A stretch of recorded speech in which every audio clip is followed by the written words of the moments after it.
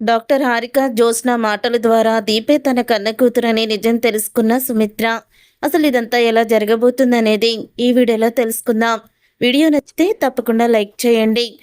పారిజాతం జ్యోత్స్న ఇద్దరూ కూడా ఎప్పుడూ లేని విధంగా ఛాలెంజ్ చేసుకుంటారు. ఇద్దరూ కూడా దీపని ఏదైనా నువ్వు చెయ్యాలనుకుంటే నన్ను దాటి వెళ్ళాలి. ఈ పారిజాతాన్ని దాటి దీపని ఏదైనా చెయ్యాలంటే ఎంతో సత్తా ఉండాలి జ్యోత్స్న. గుర్తుపెట్టుకో, దీప జోలికి వచ్చావంటే మాత్రం నిన్ను అస్సలు కూడా ఊరుకోను అని అంటూ ఉంటుంది. పారిజాతం అయితే దీప మీద ఇంత చిన్న గీత పడినా సరే ఊరుకునే ప్రసక్తే లేదు అని చెప్పి వార్నింగ్ ఇచ్చి వెళ్తుంది. అసలు గ్రానికి ఏమైంది, బావ మొత్తానికి ఏదో మాయ చేశాడు అని అంటూ ఉంటుంది. ఇక జ్యోత్స్న అయితే మనసులో అనుకుంటూ ఉంటుంది.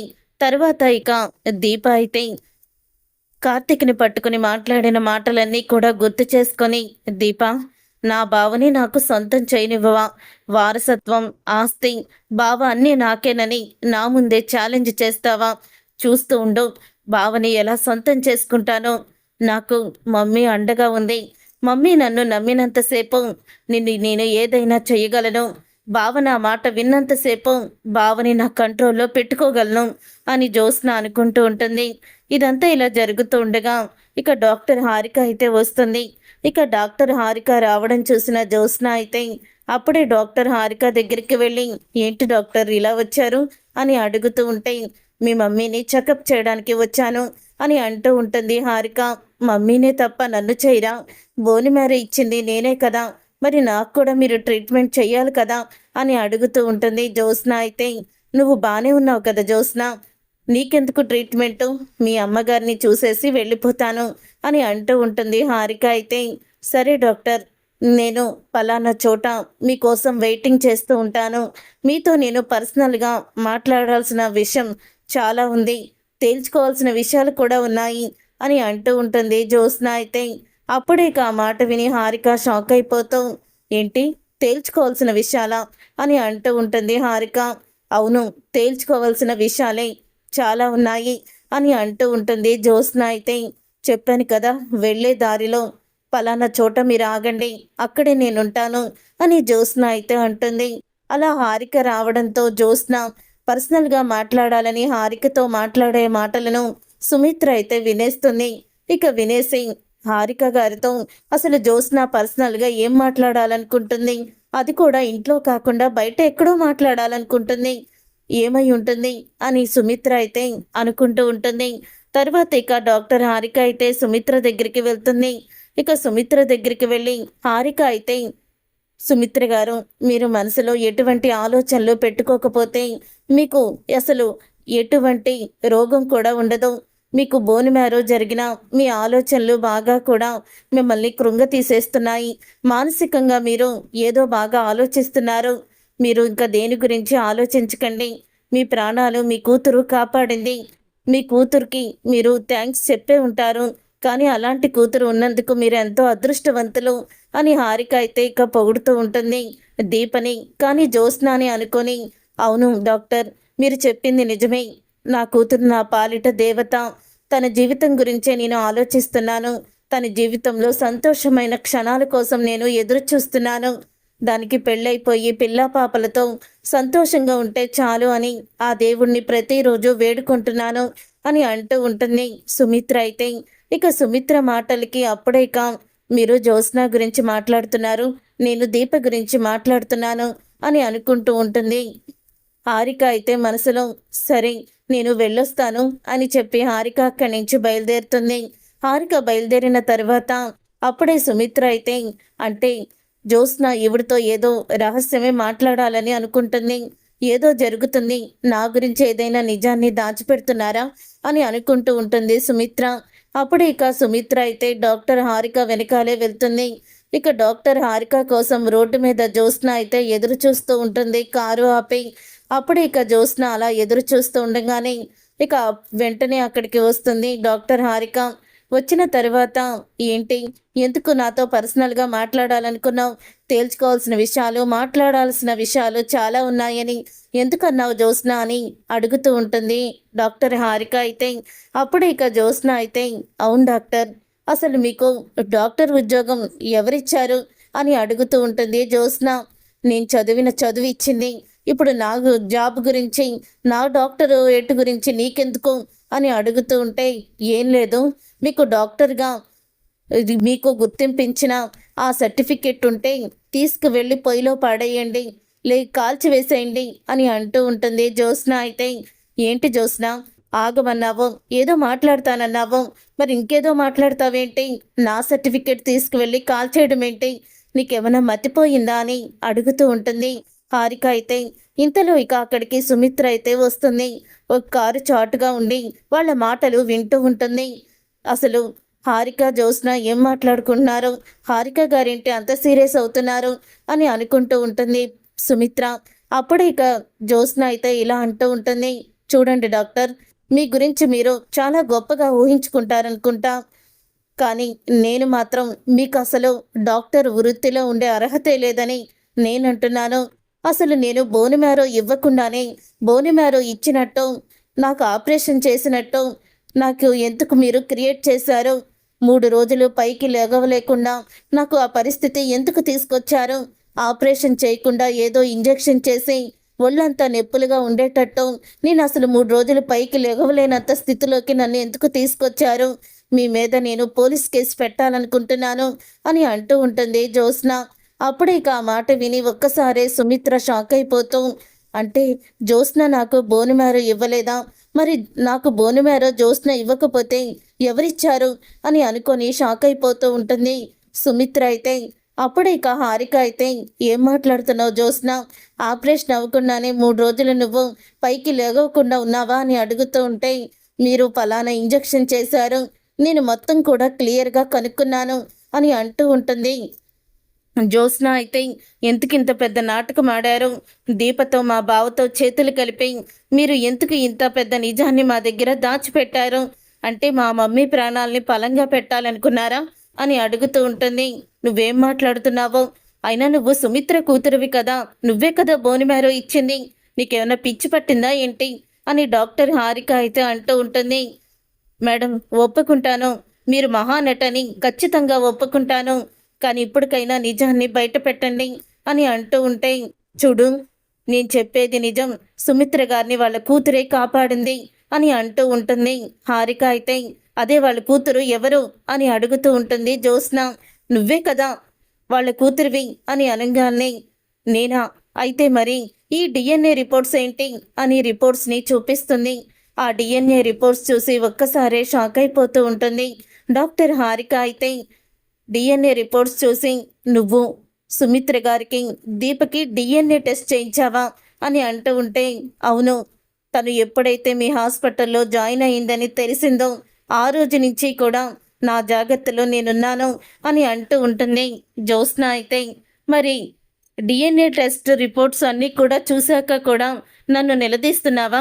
ఇంకా ఏ నిజం తెలుసుకోవాలనుకుంటున్నావు నువ్వు అని అంటూ ఉంటే, ఆ రోజు ఎందుకు అంత పెద్ద నాటకం ఆడారు? మీ డాక్టర్ వృత్తికే మీరు కళంకం తీసుకొచ్చారు అని జ్యోత్స్న మాట్లాడుతూ ఉంటే, అప్పుడే ఇక ఆ మాట విని, నా డాక్టర్ వృత్తికి కళాంతం నేను కాదో తీసుకొచ్చింది, నిన్ను ఇన్ని సంవత్సరాలు పెంచి పెద్ద చేసిన సుమిత్ర గారు చచ్చిపోవాలని కోరుకున్నది నువ్వు, నువ్వు పాపం మూటగొట్టుకోవాలనుకుంది అని అంటూ ఉంటుంది డాక్టర్ హారిక. అయితే ఆ మాట విని ఒక్కసారే సుమిత్ర షాక్ అయిపోతూ ఉంటుంది. దీప లాంటి కన్నకు కూతురు దొరకడం సుమిత్ర దశరథులు గారు ఏ జన్మలోనో చేసుకున్న పుణ్యం.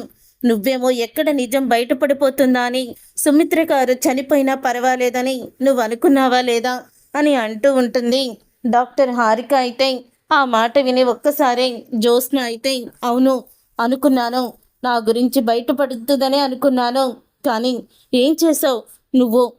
చివరికి నన్నే అందరి ముందు ఫుల్ని చేశావు అని అంటూ ఉంటే, దీపలాంటి ఎంతో ఉత్తమురాల్ని మోసం చెయ్యాలని చంపాలని చూశావు, నీలాంటి దానికి ఇలాంటి శిక్షే కరెక్ట్ అని ఆ రోజు కార్తీక్ నేను కూడా ఇలాగే చేశాము. చివరికి నువ్వు ఆపరేషన్ ఆపేయాలని ఎన్నిసార్లు ప్రయత్నించావు. అలాగే శౌర్యని కిడ్నాప్ చేశావు. కిడ్నాప్ చేసి కార్తీక్ బయటికి వచ్చేలా చేసి మీ గ్రానీని దీప రూమ్ ముందు నువ్వు కాపలా కాయించావు. కానీ దీప సంకల్పం ముందు నువ్వు ఓడిపోయావు జ్యోత్స్న. దీప తన కన్న తల్లి కోసం కడుపులో ఉన్న బిడ్డని కూడా పోగొట్టుకోవడానికి సిద్ధపడింది. కానీ ఆ భగవంతుడు తల్లి కోసం బిడ్డ చేస్తున్న త్యాగాన్ని గుర్తించి తను సుమిత్ర గారికి బోన్ మ్యారో ఇచ్చినా సరే తన కడుపులో ఉన్న బిడ్డ క్షేమంగా ఉండేలాగా ఆ దేవుడు ఆశీర్వదించాడు అని అంటూ ఉంటుంది హారిక. ఆ మాట విని ఒక్కసారి షాక్ అయిపోతూ ఉంటుంది సుమిత్ర. అయితే అంటే నాకు బోని మ్యారో ఇచ్చింది దీపానా అని అంటూ షాక్ అయిపోతూ ఉంటుంది. అలాంటి ఎంతో ఉత్తమురాలైన దీపని నువ్వు ఏం చేయబోయావు? చాలాసార్లు చంపబోయావంట కదా అని అంటూ ఉంటుంది. అవును, చంపబోయాను. నా స్థానంలోకి అది వస్తానంటే నేనెలా ఊరుకుంటాననుకుంటున్నారు అని అంటూ ఉంటుంది జ్యోత్స్న. అప్పుడు ఇక జ్యోత్స్న అన్న మాటలకి నవ్వుతూ ఉంటుంది హారిక. అయితే చూడు జ్యోత్స్న, నువ్వు ఇప్పటికీ కూడా ఆ ఇంటి వారసురాలుగా ఆ ఆస్తికి మొత్తం నీవే పెత్తనదారులాగా ఉండాలని అనుకుంటున్నావు. కానీ అది జరగని పని. స్వార్థంతో మనం ఏమీ ఆలోచించినా సరే అది వెనక్కిపోతుంది తప్ప ముందుకు సాగదు. ఇప్పుడు నీ పరిస్థితి కూడా అంతే. కొన్ని రోజుల్లో పూర్తిగా నువ్వు పాతాళంలోకి కృంగిపోతావు. ఆ ఇంటి వారసురాలుగా ఇప్పటి వరకు ఆ ఇంటి పని మనిషిగా చాకరీ చేస్తూ నీ చేత మాటలు అనిపించుకున్న దీప తర్వాత ఆ ఇంటి వారసురాలుగా నగలన్నీ వేసుకొని తను చాలా హుందాగా ఉంటుంది అని అంటూ ఉంటుంది హారిక. అయితే అప్పుడు ఇక సుమిత్ర దీపే తన కన్న కూతురు అని వీళ్ళ మాటల ద్వారా అయితే తెలుసుకుంటుంది. ఇక జ్యోత్స్న అయితే అంటూ ఉంటుంది, మీరు ఈ విషయాన్ని ఇంకెవరికి చెప్పారు అంటే మా డాడీకి కూడా నేను తన కన్న కూతుర్ని కాదనే విషయం తెలుసా అని అడుగుతూ ఉంటే అప్పుడు ఇక జ్యోత్స్న అసలు ఈ విషయం తెలిసి అడుగుతుందా తెలియకనుక అడుగుతుందా?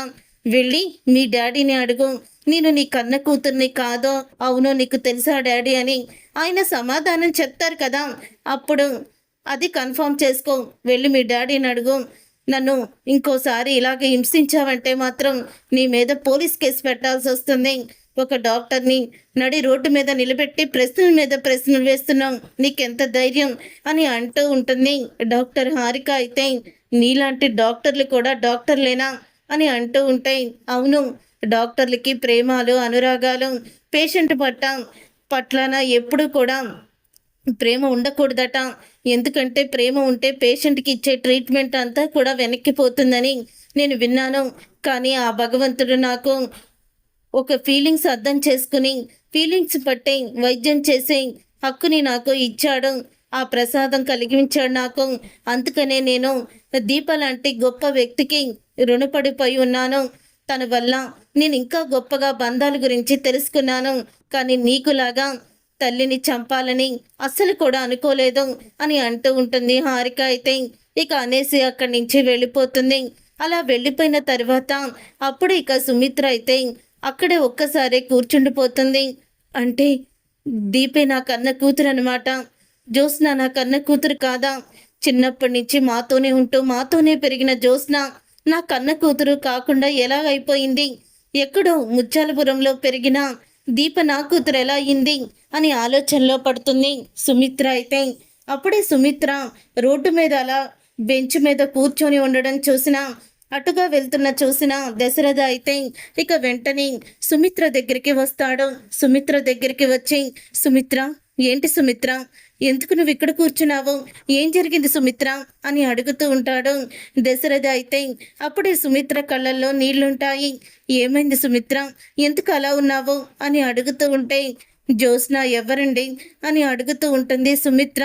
ఒక్కసారి షాక్ అయిపోతూ ఉంటాడు దశరథ. అయితే జ్యోత్స్న ఎవరని అడుగుతున్నావేంటి, అసలు ఏమైంది నీకు అని అడుగుతూ ఉంటాడు దశరథ. నాకేం కాలేదండి, మీరేమీ కంగారు పడకండి. జ్యోత్స్న నా కన్న కూతురు కాదు కదా అని అడుగుతూ ఉంటుంది సుమిత్ర. అప్పుడే ఆ మాట విని షాక్ అయిపోతూ అంటూ ఉంటాడు దశరథ. అయితే ఇంటికి వెళ్ళి మాట్లాడుకుందాం పద, ముందు ఇక్కడ కూర్చొని ఏంటి అని అంటూ ఉంటాడు. ఇంటికి వెళ్ళి కాదు, నాకు ఇప్పుడే తెలియాలి, ఇక్కడే తెలియాలి, ఈ క్షణమే తెలియాలి. జ్యోత్స్న నా కన్న కూతురు కాదు కదా అని అడుగుతూ ఉంటే, అవును, జ్యోత్స్న నీ కన్న కూతురు కాదు అని నిజాన్ని చెప్పేస్తాడు దశరథ. దీపే నీ కన్న కూతురు అని అనగానే ఒక్కసారి ఇక షాక్ అయిపోతూ, అసలు ఇదంతా ఎలా జరిగిందండి, నాకేమీ అర్థం కావడం లేదు. నాకు హాస్పిటల్ నుంచి కూడా జ్యోత్స్ననే తెలుసు.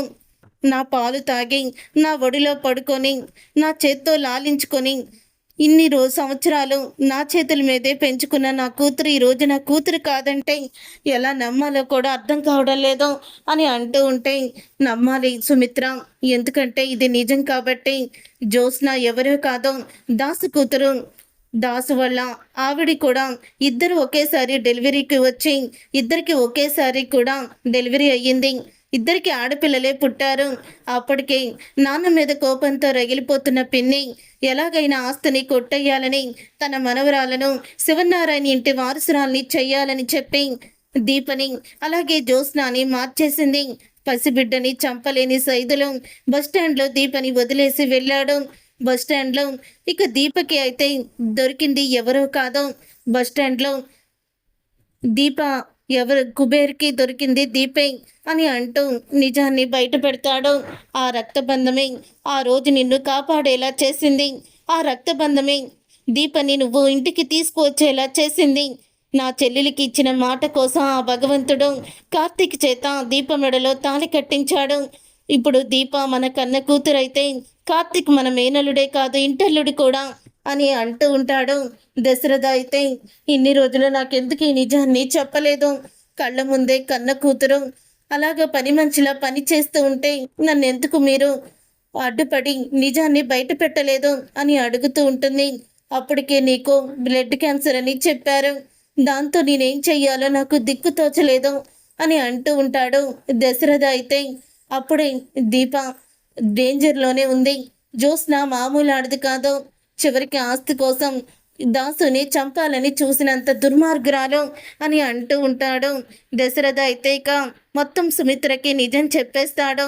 నువ్వు జ్యోత్స్న మీద పెంచుకున్న ప్రేమ ఎక్కడ ఎప్పుడు శాపంలా మారుతుందని భయమేస్తూనే ఉంది.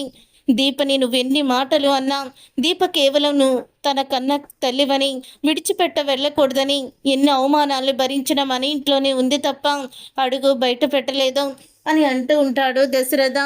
ఇప్పటికైనా నువ్వు బ్రతుకుతావు, అలాగే భగవంతుడు దీప కడుపులో ఉన్న బిడ్డ క్షేమంగా ఉందని డాక్టర్ చేత చెప్పించాడు. ఇక మన కుటుంబంలో ఎటువంటి కలహాలు ఉండవు, అంతా సంతోషమే అని అనుకునే సమయానికి మళ్ళీ జ్యోత్స్న రోజు ఏదో ఒక గొడవ తీసుకొచ్చి ఇంట్లో గొడవ చేస్తూనే ఉంది అని అంటూ ఉంటాడు దశరథ. అయితే అప్పుడే ఆ మాటలు విని ఈ రోజు నుంచి జ్యోత్స్న ఎలాగ నా కూతుర్ని పనులు చేయించి హింసించిద్దో నేను చూస్తాను అని అంటూ ఇక ఇంటికైతే వెళ్తారు సుమిత్ర దశరథ. ఇక ఇంటికి వెళ్ళిన తర్వాత దీప అయితే అక్కడే డైనింగ్ టేబుల్ అయితే తుడుస్తూ ఉంటుంది. డైనింగ్ టేబుల్ తుడుస్తూ ఉన్న దీపని చూసి అమ్మ దీప అని గుండెలకి హత్తుకుంటుంది సుమిత్ర. అయితే అప్పుడే ఇక సుమిత్ర గుండెలకి హత్తుకొని అమ్మ దీప ఎంత అన్యాయం చేశానమ్మా నీకు అని అంటూ బాధపడుతూ ఉంటుంది. అన్యాయం ఏమీ లేదు కానీ చెప్పమ్మా అని అంటూ ఉంటుంది దీప. అప్పుడే ఇక సుమిత్ర అయితే ఏం లేదమ్మా, నిన్ను చూస్తులోకి కొంచెం ఎమోషనల్ అయ్యాను అని అంటూ ఉంటుంది సుమిత్ర. అయితే అప్పుడే ఇక దశరథ అయితే ఎందుకు సుమిత్ర మనసులో ఉన్న ప్రేమని ఇంకా దాచిపెడతావు, మీ అమ్మకి నిజం చెప్పేశానమ్మా అంటూ దశరథ అంటాడు. ఆ మాట విని వెంటనే దీప అయితే సుమిత్రని హత్తుకుంటుంది. అమ్మ ఈ కూతుర్ని క్షమించమ్మా అని అంటూ ఉంటే నిన్ను క్షమించడం కాదు, నువ్వే నన్ను క్షమించాలి. నిన్ను ఎన్నెన్నో మాటలు అన్నాను, నిన్ను అసలు ఏ తల్లి కూడా ఏ కూతురు అనరాని మాటలు నేను అని నిన్ను బాధ పెట్టాను, నన్ను క్షమించు అని అంటూ ఉంటుంది. అప్పుడు ఇక జ్యోత్స్న అయితే ఇంటికి వస్తుంది. ఏ దీప కాఫీ తీసుకురా అని అంటూ ఉంటే ఎవరు కాఫీ వాళ్ళే పెట్టుకోవాలని మీ నాన్న చెప్పారు కదా, మళ్ళీ వచ్చి కాఫీ అంటావు అని విసుక్కుంటూ ఉంటుంది. సుమిత్ర అయితే జ్యోత్స్న మీద ఏమైంది మమ్మీకి, ఎందుకు తను విసుక్కుంటుంది, అసలు తను వంటగదిలో నుంచి ఎందుకు వస్తుంది, ఏం జరిగింది ఈ గ్యాప్లో అని అనుకుంటూ ఉంటుంది. ఇక జ్యోత్స్న అయితే ఏమైంది మమ్మీ, ఎందుకు అలా డల్గా ఉన్నావు, ఏం జరిగింది అని అడుగుతూ ఉంటే ఏమీ లేదులే, నిజాలు బయటపడ్డాయి అని అంటూ ఉంటుంది సుమిత్ర. ఒక్కసారి జ్యోత్స్నకి పొలమారిపోతుంది. ఏంటి నువ్వు చెప్పేది, నిజాలా అని అనగానే అవును నిజాలే బయటపడ్డాయి అని అంటూ ఉంటుంది సుమిత్ర. నువ్వు కార్తిక్ లాంటి వాడిని పెళ్లి చేసుకోవాలని అనుకుంటున్నావు కదా, కార్తిక్ లాంటి వాడిని తీసుకొస్తున్నాను, రేపే నీకు పెళ్లి చూపులు అని అంటూ జ్యోత్స్నాకి షాక్ ఇస్తూ ఉంటుంది. సుమిత్ర అయితే చూసారుగా ఫ్రెండ్స్, రాబోయే కథలో ఖచ్చితంగా ఇలాగే జరగబోతుంది. మరి ఇలాగే జరగాలని మీరు కోరుకుంటే తప్పకుండా వీడియోని లైక్ చేయండి. మీరు చేసే ఒక్క లైక్ మాకు ఎంతో మోటివేషన్ ఇస్తుంది.